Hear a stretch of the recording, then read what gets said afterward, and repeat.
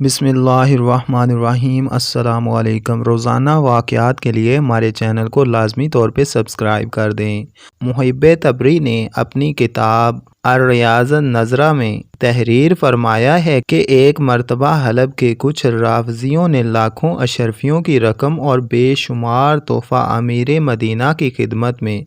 رشوت کے طور پہ اس مقصد کے لیے پیش کیے کہ وہ انہیں مسجد نبوی میں رات بھر رہنے اور روضہ مبارکہ میں نقب لگا کر حضرت ابوبکر صدیق رضی اللہ تعالیٰ عنہ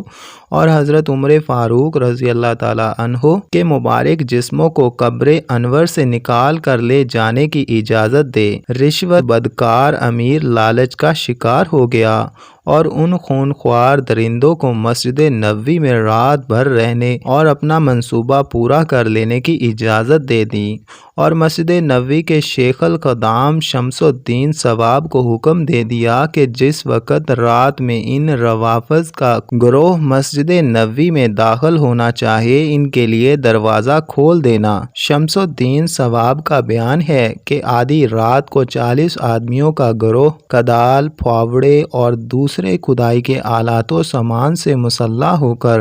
مسجد نبوی میں داخل ہوا اور میں مسجد کے دروازے پر بیٹھ کر رونے لگا، مگر اپنے مولح کی شان کے جیسے ہی یہ مردود لوگ منبر شریف کے قریب پہنچے، ایک دم سب کے سب زمین میں دھنسنے لگے، یہاں تک کہ سب زندہ درگور ہو گئے۔ 2/3 رات گزرنے کے بعد امیر مدینہ نے مجھے طلب کر کے ان لوگوں کا حال پوچھا تو میں نے آنکھوں دیکھا ماجرا عرض کر دیا کہ وہ سب زمین میں دھنس گئے۔ امیر مدینہ نے مجھے ڈانٹ کر کہا کہ تم بالکل پاگل اور دیوانے ہو گئے ہو، بھلا یہ کیوں کر ممکن ہے کہ پتھر کے فرش میں 40 آدمی زمین کے اندر دھنس جائیں؟ میں نے عرض کیا کہ امیر خود چل کر اپنی آنکھوں سے دیکھ لیں کہ ابھی تک ان لوگوں کے زمین میں دھنس جانے کا نشان باقی ہے، اور ابھی تک ان کے کچھ لباس وغیرہ زمین میں دھنسے ہوئے نظر آ رہے ہیں۔ یہ سن کر امیر مدینہ سناٹے میں آ گئے اور کہنے لگا کہ خبردار، ہرگز ہرگز تم اس راز کو کسی پر ظاہر نہ کرنا، ورنہ میں تلوار سے تمہارا سر اڑا دوں گا۔ زمانہ ماضی میں دشمنان اسلام نے حضور اکرم صلی اللہ علیہ وآلہ وسلم کی توہین اور ایذا رسائی کے لیے کیسی کیسی خوفناک سازشیں اور کیسے کیسے گندے اور گھناؤنے منصوبے بنائے، مگر اللہ تعالیٰ کا وعدہ کتنا حق اور سچا ہے۔ واللہ یسمک من الناس، یعنی اے محبوب، اللہ تعالیٰ آپ کو لوگوں سے بچائے گا۔ کفار مکہ بڑی بڑی کوششیں اور انتہائی جدوجہد کرتے رہے کہ پیغمبر اسلام کا خاتمہ کر کے اسلام کا نام و نشان مٹا دیں۔ کبھی رات میں کاشانہ نبوت کا محاصرہ کر کے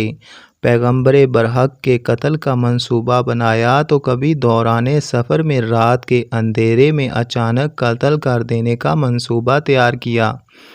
کبھی میدان جنگ میں حملہ کر کے شہید کر دینے کا عزم کیا، کبھی جادو کر کے، کبھی زہر کھلا کر مارنے کا منصوبہ بنایا۔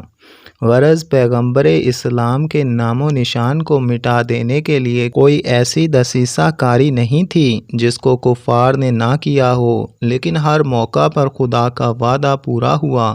اور جب بھی کفار نے کوئی سازشی حملہ کیا اور چراغ نبوت کو بجھا دینے کا ارادہ کیا،